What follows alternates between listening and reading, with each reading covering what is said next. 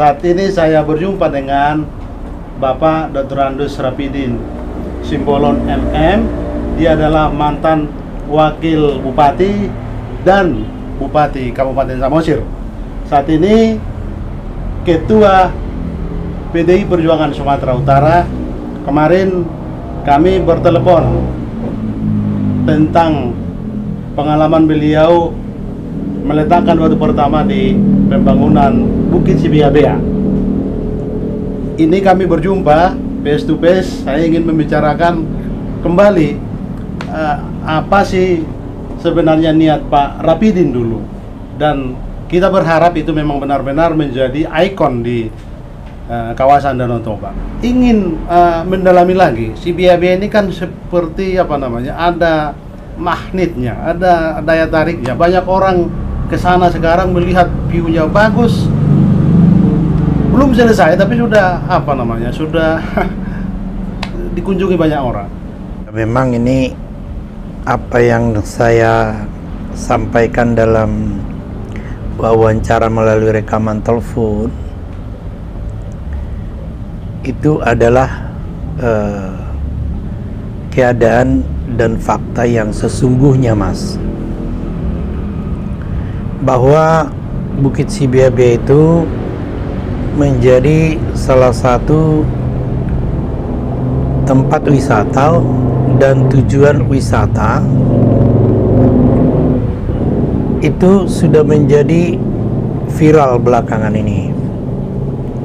Dan memang terus terang saya sampaikan bahwa patung Yesus dan seluruh infrastruktur pembangunan patung Yesus dan seluruh infrastruktur yang ada di patung Sibiabea itu semuanya masih belum selesai.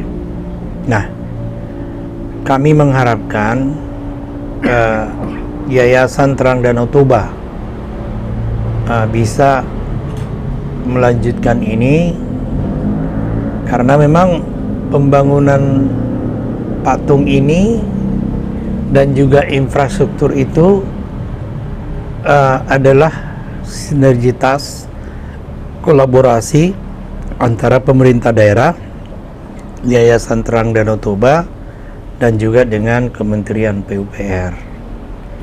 Nah, saya sudah banyak bercerita di dalam wawancara yang Bapak lakukan tempo hari, kurang lebih 8 bulan yang lewat, tentang patung Yesus itu.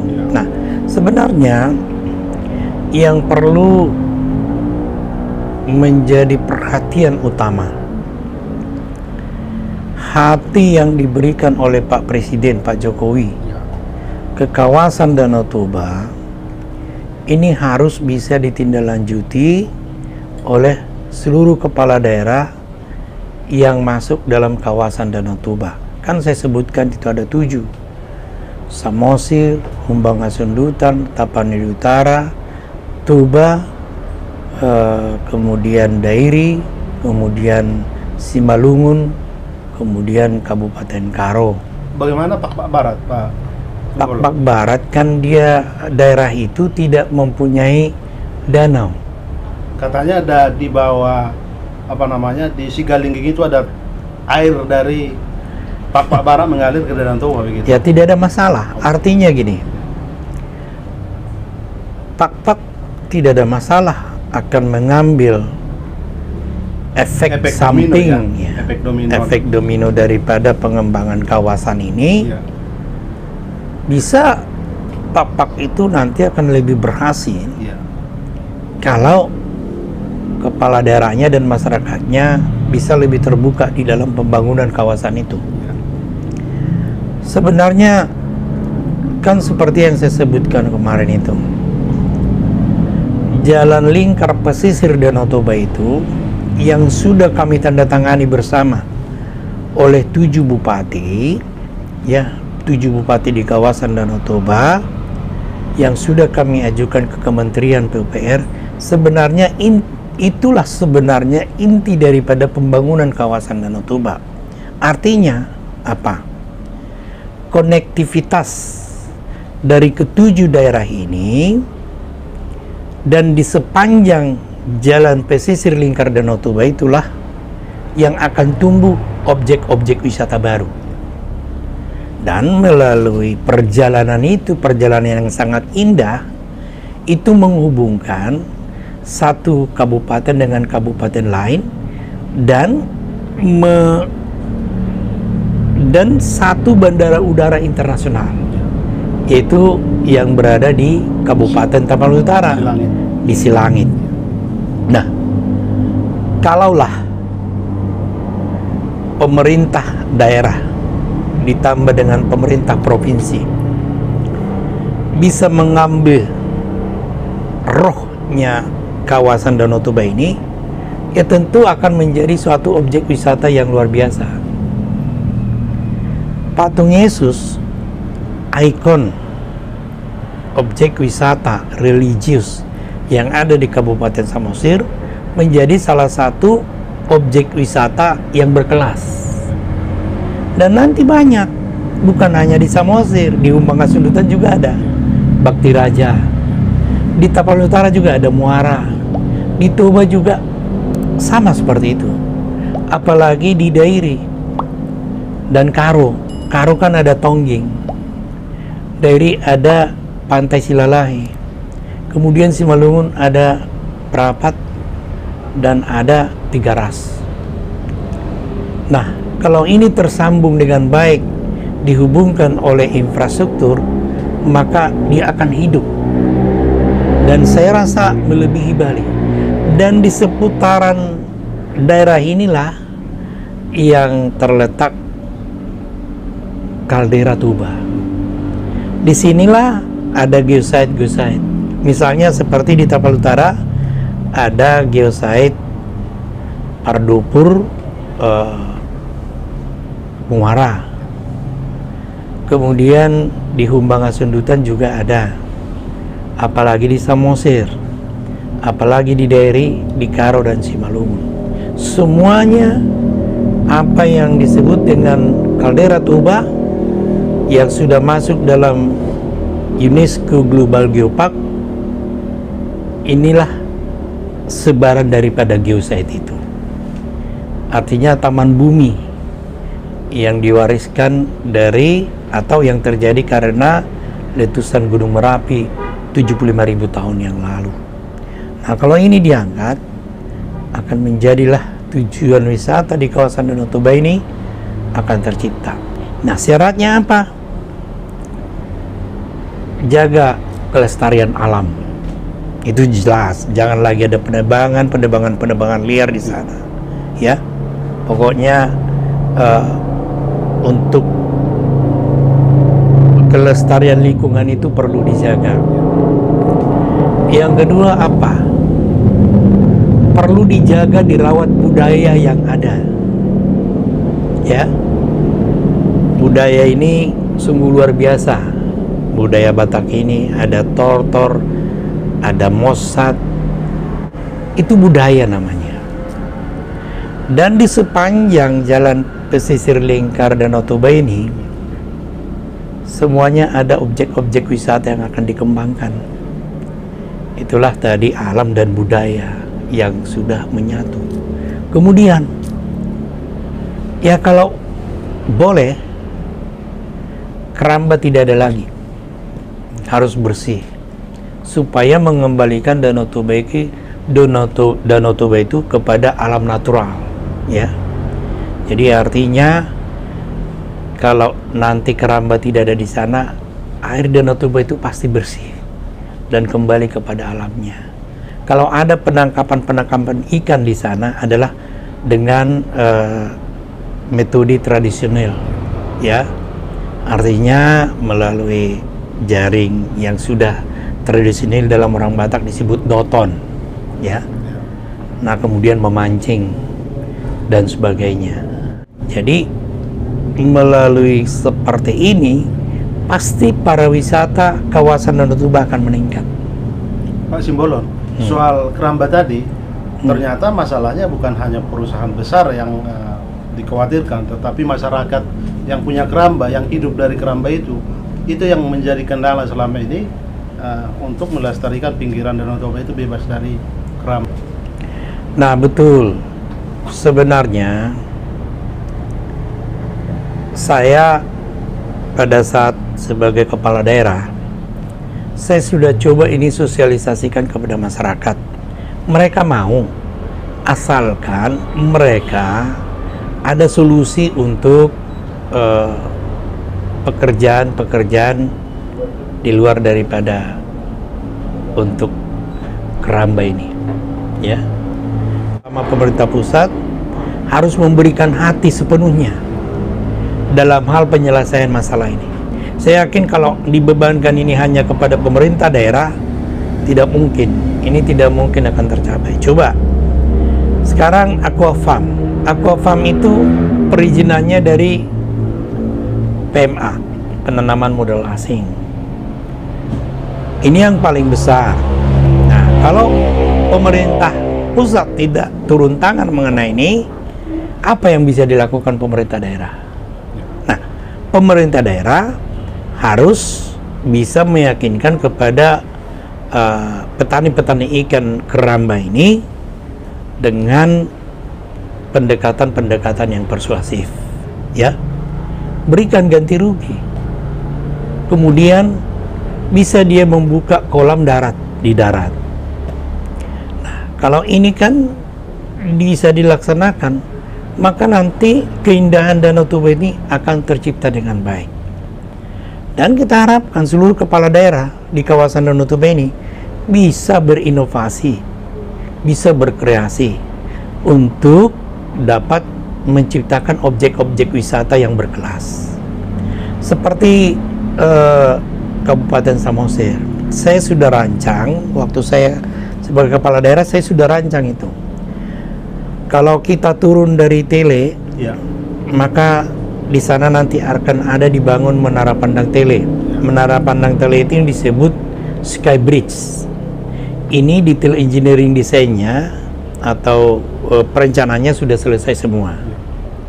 Kemudian habis itu patung Yesus yang ikon pariwisata sekarang ini yang lagi viral di Sibeabea. Kemudian terus lagi ada Bukit Holbung atau Bukit Cinta. Di mana itu? Di ya lurusan patung itu. Oh, ke dekat arah Sihotang. Kemudian juga di sana ada Balai Benih Ikan yang juga itu bisa menjadi objek wisata. Nah, kemudian turun lagi kita ke bawah, nanti akan ada alur Tanah Ponggol. Alur Tanah Ponggol itu indah sekali. Tadi sebelah kiri belum diceritakan, di Limbong dan Sebelah Limbong sana, ya, di sana ada rumah persaktian. ya, Rumah persaktian asal muasal orang Batak. dan Bukit Pusubuit. Pusubuit. Itulah yang disebut dengan geopark Kaldera Toba untuk Samosir. Ya. Di situ ada gedung geoparknya. Di sana ada film yang bisa diputar Ya. menceritakan terjadinya Danau Toba. Ya. Kemudian nanti di sana akan diberikan penjelasan-penjelasan bagaimana terjadinya Danau Toba ini Ya. melalui fase-fase yang sudah disusun dengan baik oleh pengurus daripada geopark sendiri yang sudah kita bentuk dan sudah ada pengurusnya. Di sana ada Pak Wilmar Simanjorang yang menangani hal itu, dan Presiden juga sudah ke sana. Nah, sebenarnya taman geopark yang ada di sana bisa itu dibangun dengan cara gotong royong, dibersihkan, kemudian ditanam pohon-pohon yang bagus, kemudian kita sudah bangun juga di sana coffee shop, tinggal mengembangkan ini dan mempromosikan ini. Nah, kemudian kita turun lagi ke ibu kota Samosir, ke Pangururan, nanti ada alur Tanah Ponggol, kemudian juga di sana juga akan dibangun Waterfront City namanya. Waterfront City ini sudah disetujui oleh Bank Dunia untuk membiayainya. Cuman sampai sekarang saya belum tahu kenapa belum dikerjakan. Saya juga menjadi tanda tanya sampai sekarang ini. Nah, setelah itu sampai di Samosir ini, di ibu kota, kita ada nanti Pasir Putih Parbaba, ada Pantai Indah Situkir, kemudian lanjut terus ada Tuk-Tuk, ada Tomok. Di Tomok ini kan banyak juga pertunjukan-pertunjukan atau atraksi-atraksi budaya. Nah, kemudian naik lagi kita nanti ke atas, ada Aik Natonang, ada sebuah embung besar ya yang dijadikan sebagai objek wisata yang sangat indah sekali. Dan di sepanjang Samosir ini sudah banyak tumbuh objek-objek wisata baru yang sudah banyak dikunjungi oleh para wisatawan. Tinggal kita memoles. Nah, makanya saya sebutkan dalam waktu wawancara tempo hari, kita jangan coba-coba lari daripada talenta kita. Samosir itu talentanya para wisata. Itu saja fokus ya? Itu saja fokus. Nah, bolehlah sektor pertanian untuk mendukung para wisata. Sekarang pemerintah pusat membangun tol Kuala Namu Siantar sampai ke Prapat. Nanti akan bisa ditempuh dalam waktu 2 jam. Itu dari jalur Kuala Namu. Jalur dari Bandara Internasional Silangit untuk ke Danau Toba cukup ditempuh hanya setengah jam. Akses ke kawasan Danau Toba ini mudah sekarang. Sudah sangat mudah sekarang, dan jalannya juga bagus. Dulu permasalahan untuk dari Kuala Namu menuju Danau Toba itu harus kita menempuh jarak dengan waktu hampir 7 jam sampai 8 jam. Sekarang sudah diperdekat dengan jarak tempuh hanya paling lama 2 jam. Ya, kalau dari Kuala Namu karena tolnya belum selesai, itu bisa sampai 3 jam 4 jam. Kalau dari Bandar Udara Internasional Silangit itu hanya setengah jam. Nah, kedua bandara ini menjadi pintu gerbang masuknya wisatawan ke kawasan Danau Toba. Nah, jadi kalau kepala daerah di kawasan Danau Toba ini bisa menangkap roh daripada talenta yang diberikan ke kawasan Danau Toba, saya yakin bahwa kawasan Danau Toba ini akan menjadi kawasan wisata atau tujuan wisata yang berkelas di tingkat dunia. Pengalaman Pak Rapidin ketika memimpin Kabupaten Samosir misalnya, ketika didirikan atau dibuat Badan Otorita Danau Toba itu, apa dampak atau komunikasi apa yang terbangun? Karena diharapkan Badan Otorita inilah yang bukan hanya menggodok tetapi mensinkronisasi semua kerjasama antar kabupaten ini. Ini sudah dulu sudah pernah saya ungkapkan, dan ini sudah saya berulang kali saya sampaikan. Seorang kepala yang menjabat Ketua Badan Otorita Pengembangan Kawasan Danau Toba jangan hanya sekedar pekerja. Maksudnya gini, sebenarnya seorang pejabat di sana diangkat penuh kekuasaan dan otonomi. Sekarang kan gini, pejabat kepala Badan Otorita Pengembangan Kawasan Danau Toba bertanggung jawab kepada Menteri Pariwisata. Kemudian Menteri Pariwisata bertanggung jawab kepada Menko Maritim. Kemudian bertanggung jawab kepada Presiden. Kalau saya boleh usul, Kepala Otorita Pengembangan Kawasan Danau Toba bertanggung jawab langsung kepada Presiden. Berikan anggaran yang memadai, berikan tanggung jawab yang besar, berikan kekuasaan yang besar. Jangan lagi dikendalikan oleh menteri. Dia harus mempunyai power yang kuat. Dia mempunyai kekuasaan untuk menentukan. Dan dia langsung bertanggung jawab kepada Bapak Presiden. Baru itu jago. Kalau dia ini masih banyak yang mengatur kepala otorita ini, akhirnya dia nggak tahu mengambil apa pekerjaannya. Saya yakin kalau orangnya profesional, kemudian dia dapat berinovasi, saya yakin beliau akan dapat memajukan pariwisata di kawasan Danau Toba. Ya, tentunya dia fokus, ya, kasih anggaran yang besar. Tugasnya apa? Mempromosikan kawasan ini baik secara nasional maupun internasional. Itu yang pertama. Kemudian yang kedua, dia mempunyai kekuasaan yang bisa langsung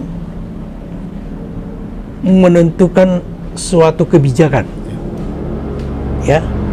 Bagaimana caranya dia bisa untuk memerintah seorang bupati ataupun bisa berkoordinasi langsung dengan gubernur untuk bagaimana membuat program-program di dalam pengembangan kawasan Danau Toba itu. Pokoknya berikanlah kekuasaan yang seluas-luasnya kepada kepala badan otorita. Tentu di bawah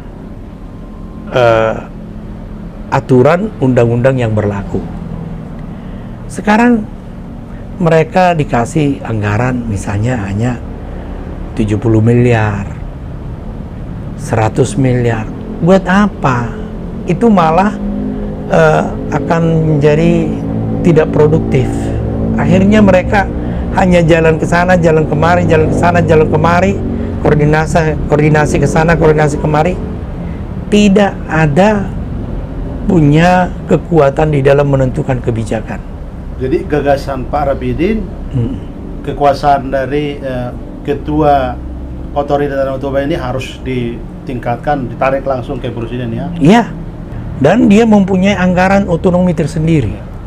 Jadi anggarannya itu langsung diberikan oleh Menteri Keuangan melalui persetujuan presiden, baru dia laksanakan semua. Tetapi program ini kan harus disusun oleh seorang kepala. Jadi untuk pekerjaan 1 tahun ke depan harus disusun oleh ketua sebelum tahun berjalan.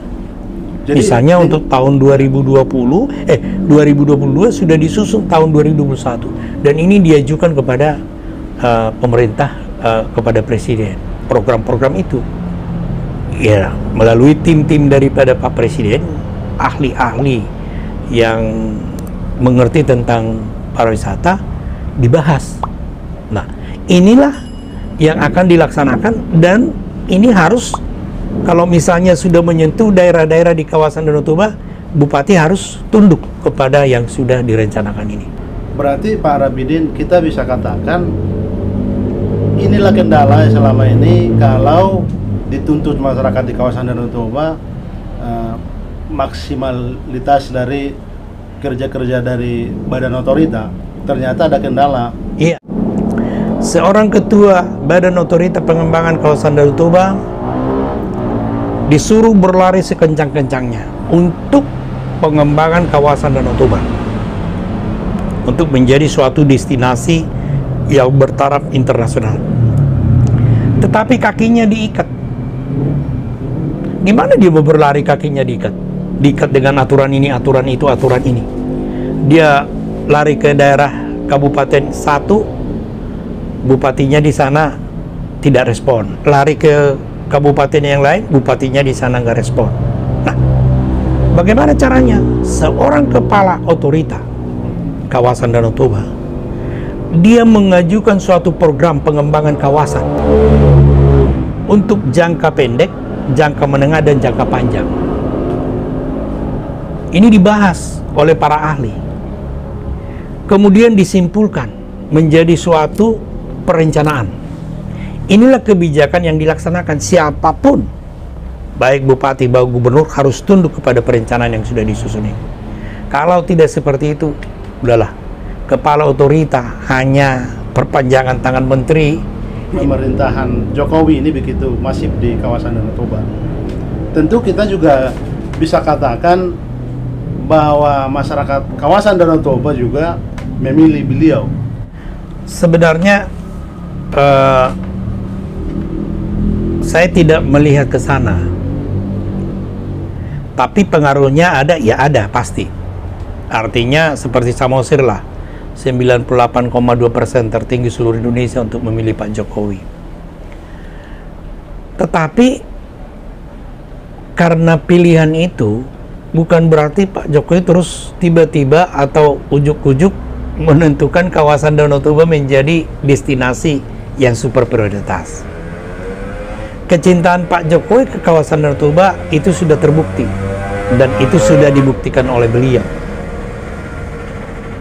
Sekarang pertanyaannya, kenapa Pak Jokowi membuat salah satu kawasan Danau Toba menjadi kawasan strategi pariwisata nasional dan super prioritas? Kenapa? Ini saya jawab. Karena Pak Jokowi sudah melihat itu dan layak dijadikan sebagai kawasan pariwisata yang super prioritas. Di samping kecintaan masyarakat Danau Toba kepada Pak Jokowi, kepada beliau. Nah, Pak Jokowi mengerti, tahu bahwa talenta yang diberikan oleh Tuhan Yang Maha Kuasa kepada kawasan Danau Toba adalah pariwisata. Itu clear. Soal masyarakat, belum seperti masyarakat Bali, itu adalah suatu proses perubahan. Karena satu masalah di pariwisata kan keramatamahan. Iya. Bali juga tidak tiba-tiba masyarakatnya ramah tamah. Proses. Pasti itu ada proses. Ya kita optimis lah bahwa masyarakat Danau Toba ini berproses untuk bisa respon dan menerima bahwa daerahnya dijadikan menjadi kawasan wisata dan tempat kunjungan wisata. Nah, kalau nanti kepariwisataan ini memberikan dampak yang sangat positif dan memberikan kontribusi penambahan penghasilan dan kesejahteraan kepada masyarakat yang ada di sana, otomatis mereka akan memberikan pelayanan-pelayanan terbaik. Karena apa? Karena kehidupan mereka sudah mempunyai dampak yang sangat luar biasa daripada pariwisata tersebut. Sudah memberikan kehidupan yang bahagia lah. Sama seperti Bali, di mana-mana juga seperti itu. Tetapi proses pendewasaan masyarakat untuk sebagai masyarakat yang mengerti dengan pariwisata itu memakan waktu, dan itulah tugas daripada kepala badan otorita tadi untuk meyakinkan, dan tugas daripada masing-masing kepala daerah. Sentuhannya dengan berbagai apa? Misalnya gereja atau lembaga pendidikan yang makin masif dibangun di kawasan itu? Sebenarnya 1000 kata kita sampaikan kepada masyarakat, pariwisata ini akan bangun, akan bangkit, akan ini, tidak akan didengar. Tapi suatu contoh atau suatu kegiatan yang mereka rasakan dampaknya benar-benar memberikan kehidupan dan masa depan kepada mereka. Berarti ketauladanan dari para pemimpin dong. Bukan masalah baik dari gereja, baik dari masjid maupun dari mana yang memberikan edukasi tentang kepariwisataan kepada masyarakat itu daya tangkapnya akan lambat, Mas, karena hanya kata-kata. Tapi coba kalau suatu objek wisata memberikan dampak positif, peningkatan pendapatan yang langsung bersentuhan dengan mereka, yang langsung dirasakan oleh mereka, pasti mereka akan lebih semangat, lebih respon untuk memberikan pelayanan yang terbaik kepada pariwisata. Karena apa? Karena itu sudah memberikan kehidupan bagi mereka. Sama seperti Bali. Karena pariwisata di sana bisa sampai mendapatkan PAD sampai 6 triliun salah satu kabupaten Badung, ya semua dijaga. Sampai kalau ada satu orang di antara mereka menemukan perilaku yang tidak baik terhadap para wisatawan, ya mereka rame-rame membuli. Dan semua wartawan di sana tidak boleh memberitakan, menginformasikan kepada masyarakat hal-hal yang negatif. Lebih banyak yang positifnya. Nah, di kawasan Danau Toba ini kan proses ini harus berjalan, tidak mungkin dalam waktu 1 tahun 2 tahun. Itu bahkan puluhan tahun, biar bisa tercipta masyarakat yang dapat menerima wisatawan ini dengan ramah tamah yang sejatinya gitu. Pak Simbolon, bagaimana soal branding, marketingnya? Saya ingat dulu di kepemimpinan Bapak selalu mendengungkan ada slogan Samosir itu, negeri indah, kepingan surga kalau nggak salah ya. Kalau di kawasan Danau Toba apa yang kita sampaikan slogannya biar juga orang mainnya ini, di pikirannya ini terngiang, oh ini ada ungkapan di kawasan itu bagus. Nah, inilah sebenarnya pintarnya seorang pemimpin atau seorang kepala daerah untuk menggali bahasa-bahasa yang bisa memberikan suatu bahasa marketing yang dapat melekat bagi hati para pengunjung wisatawan. Seperti kemarin waktu saya sebagai kepala daerah, saya buatkan itu Samosir negeri indah kepingan surga. Sebenarnya mana ada kepingan surga, tetapi itu adalah sebagai arti kiasan yang menggambarkan bahwa Samosir ini adalah tempat tujuan wisata yang memberikan kenyamanan, yang memberikan kesejukan, kedamaian, dan kebahagiaan. Itu loh. Pak, mungkin ini terakhir pertanyaan saya. Tadi pemerintah pusat sudah memberi hati. Kita kan masyarakat di kawasan Danau Toba itu semacam bermetamorfosa ini, berubah ini. Yang dulu kita tidak pikirkan bagaimana dampak domino dari wisatawan itu. Ternyata secara dampak ekonomi berdampak ke semua. Ini kan berproses seperti Pak Rapidin tadi sampaikan. Bagaimana gagasan pikiran Pak Rapidin ke depan agar kita memang benar-benar melek tentang kawasan alam kita itu adalah tempat wisata gitu. Nah, itu tadi sudah saya sebutkan. Kuncinya adalah lestarikanlah alam itu.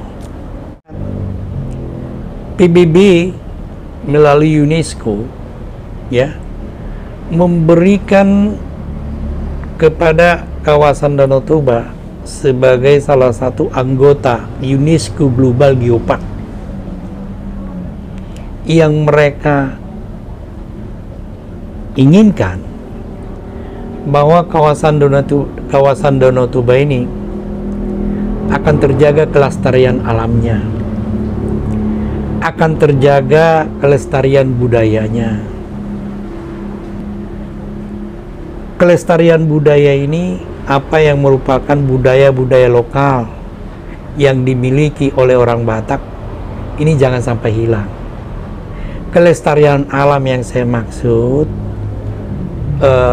tanaman-tanaman endemik yang ada di sana, anggrek Toba ada, ini supaya tetap terjaga. Kebersihan dan keoriginalan Danau Toba itu, naturalisasinya harus tetap terjaga.